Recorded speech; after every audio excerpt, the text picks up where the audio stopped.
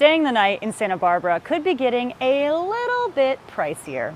I'm Juliette Lamar, your community reporter in Santa Barbara, looking into how raising the transient occupancy tax could impact tourism and local hotels.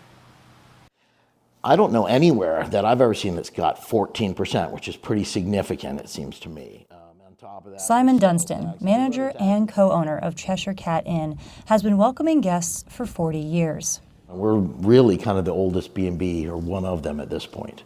When chatting with guests, Dunstan says they do notice the added fees. I don't want to say they're floored by it, but they're surprised by the amount of the tax that they have to pay.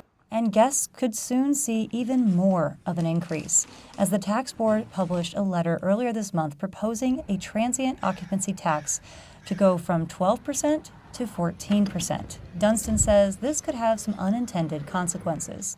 The concern about the TOTs going up in general is that we become arguably less competitive as a destination. For perspective, San Luis Obispo County's TOT is 9%, and Ventura County is at 8%, according to county websites.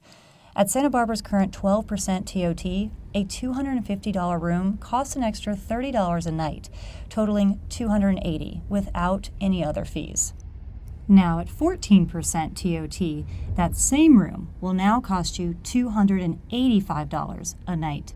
Our tourists also require city services to support them coming and being here too. So it is appropriate for tourists to pay taxes also. According to a tax board letter, increasing county TOT may generate $2.9 million in revenue, impacting 24 hotels and 520 short-term rental properties in unincorporated areas. A second reading will take place next month, and if approved, it will go onto the general election ballot in November.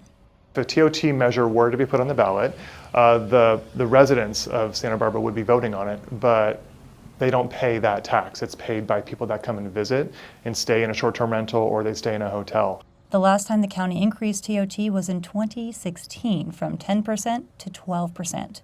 If approved, voters could see the proposed increase in this year's November ballot.